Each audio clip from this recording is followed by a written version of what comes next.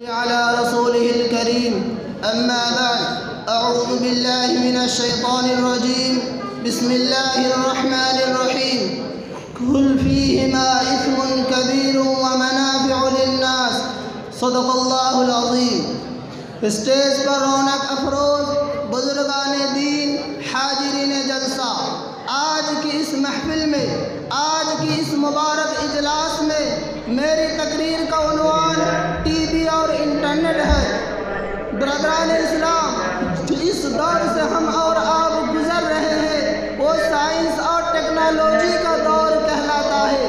آج قدم قدم پر سائنسی ایجاد نے اتنی ترقی کی جس کا تصور بھی نہیں کیا جا سکتا، لیکن سوال ہے کہ کیا یہ سائنسی ایجاد اسلام کے لیے چیلنج ہے؟ کیا مذہب اسلام پر اس سے کوئی حرب آتا ہے؟ کیا آلات جدیدہ کے استعمال کا حل ہماری شریعت میں موجود نہیں؟ اگر ہے تو پھر مسلمان ان کا غلط استعمال کیوں کر رہا ہے؟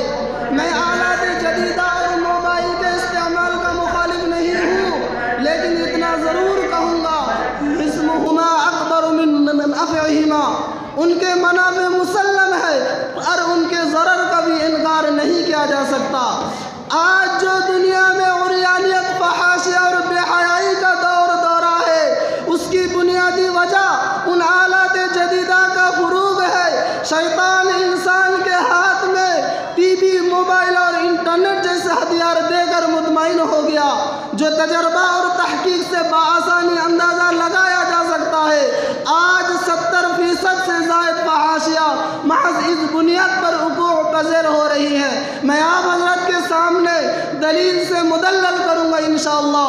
آج سے 10 یا 15 سال قبل مسجدوں کی مصلی، عابدوں کی تعداد اتنی فیصد تھی جتنی آج ہے، لیکن فرق اتنا ہے اس زمانہ میں رشتہ داروں کی آپسی اتفاق تھی، آج اختلاف میں بدل گئی۔ اس زمانہ میں اتنے بے حیائی عام نہیں تھی جتنے آج ہے، تو معلوم ہوا کہ یہ ٹی وی اور انٹرنیٹ ہے جس سے بے حیائی اور بے پردگی کی تعلیم دی جا رہی ہے۔ نتیجہ میں مکرم و محترم رشتوں کی آنکھوں سے شرم و حیا کا پانی نکال کر گٹر میں ڈال دیا، باعزت گھرانوں کا معاشرتی وقار خاک میں ملا دیا۔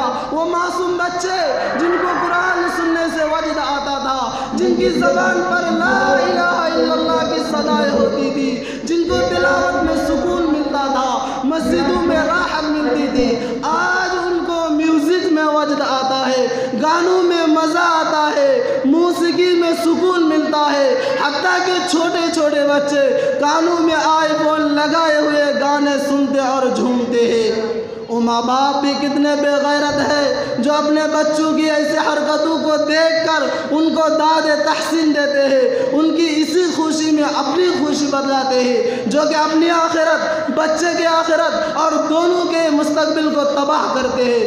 پھر جب وہ بچے بڑے ہو کر نافرمانیاں کر کے ناک میں دم کرتے تو والدین شکوہ کرتے ہیں کہ ہماری اولاد نافرمان ہو گئی، ہمارے حقوق ادا نہیں کرتی۔ وہ اولاد جو اپنے رب کے نافرمان ہو وہ اپنے والدین کے فرما بردار کیسے ہو سکتی ہے؟ مسلمانوں سمجھو اور ہوشیار ہو جاؤ، یہ سب یہودیوں کی سازشیں ہیں، ان سے اجتناب کرو، ورنہ یاد رکھو یہ ٹی وی اور انٹرنیٹ ایسے ہتھیار ہے جو انسانوں کی حقیقی خوشی سے محروم کر دیا، ان کے دل سے چین کو چھین لیا، جسمانی تقاضوں کو پورا کیا، لیکن روح کو فاقہ کی حالت میں چھوڑ دیا۔